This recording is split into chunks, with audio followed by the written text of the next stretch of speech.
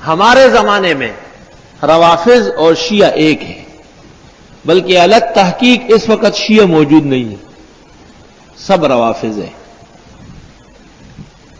اس لیے درست بات یہ ہے کہ یہ حد کفر میں داخل ہے، اور ان کو مسلمان ثابت کرنا سیاسی شعبہ بازی تو ہو سکتی ہے، علم کی اور دین کی خدمت ہرگز نہیں ہے۔ اور بعض سیاستدانوں کی نری مداہنت اور بالفاظ درست اسلام دشمنی کے مترادف ہے۔ ہاں ایسے افراد ہو سکتے ہیں، ایسے افراد ہو سکتے ہیں۔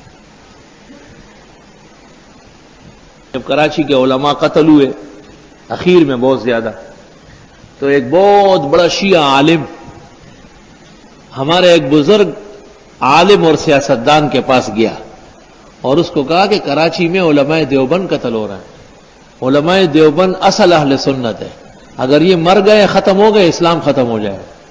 شیعہ عالم نے کہا، لیکن من حیث الجماعت و من حیث الاعتقاد اس زمانے کے تمام روافض ہیں، شیعان نہیں ہیں، کیونکہ یہ خمینی کا اعتقاد رکھتے ہیں اور اس نے اپنے کشف اسرار اور صحیفہ نور میں کفر کی کوئی حد نہیں چھوڑی، کوئی کسر نہیں چھوڑی۔ یہاں تک لکھا ہے صفحہ 117 پر، با نظر عامیانہ چنی می نمایت کے اس قرآن چیزیں افتادہ۔ سرسری نظر ڈالنے سے پتہ چلتا ہے کہ صحابہ نے قرآن میں کمی بیشی کی ہے۔ خمینی لکھ رہے ہیں کشف اسرار میں، کشف الاسرار مولانا منظور غلط لکھ رہا ہے، کشف الاسرار تو عربی نام ہے، وہ فارسی ہے، کشف اسرار ہے۔ اس کے بعد لکھتے ہیں، اگر کسی بتاریخ رجوع کردہ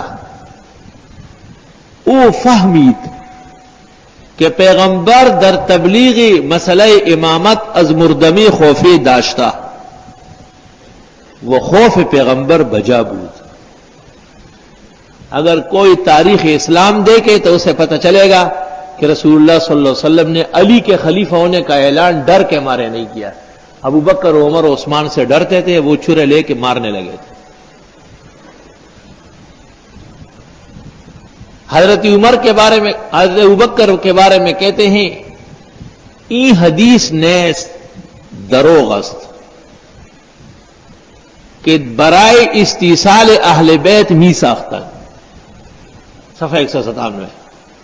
یہ حدیث رسول نہیں، حالانکہ وہ متواتر حدیث ہے، نحن معاشر الانبیاء لا نرث ولا نورث ما ترکنا صدقہ، بخاری مسلم سب کی ہے۔ کہتے ہیں ای حدیث نیست دروغ است کہ برائے استیصال اہل بیت می ساختن، یہ آل رسول کو کچلنے کے لیے گھڑا گیا ہے۔ ابوبکر جس کو امت نے صدیق کہا، خمینی اس کو کذاب کہہ رہے، مفتری۔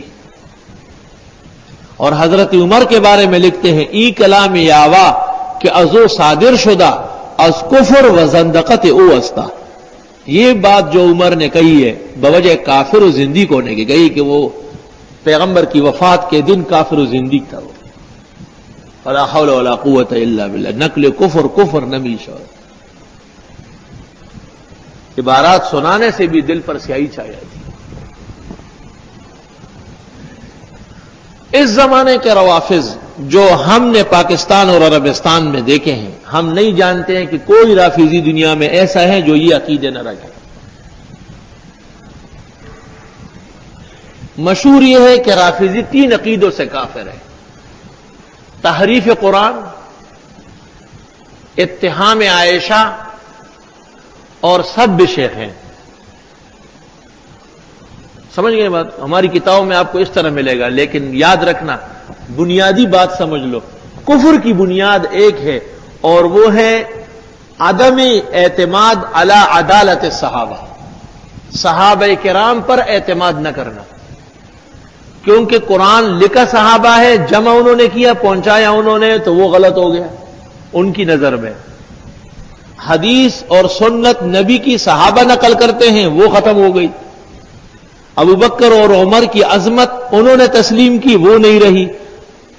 حضرت عائشہ صدیقہ رضی اللہ تعالی عنہا پر غزوہ عفق کے اندر عفق اور تہمت صحابہ کرام نے بیان فرمائی ہے، اور قرآن انہوں نے جمع کیا ہے جو پیغمبر پر نازل ہوا ہے، اور صحابہ کو تو وہ مانتے نہیں۔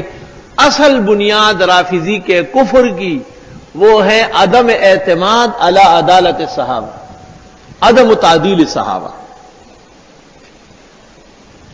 تو وجہ اہل سنت کے برحق ہونے کی تمام صحابہ کو ہدایت کے ستون اور نجوم ماننا ہے۔ کسی ایک صحابی سے آپ کو اور ہمارا اختلاف ہے؟ یہ جائز ہے کہ حضرت امیر معاویہ کا نام نامناسب الفاظ سے ذکر ہو جائے؟ ہرگز نہیں۔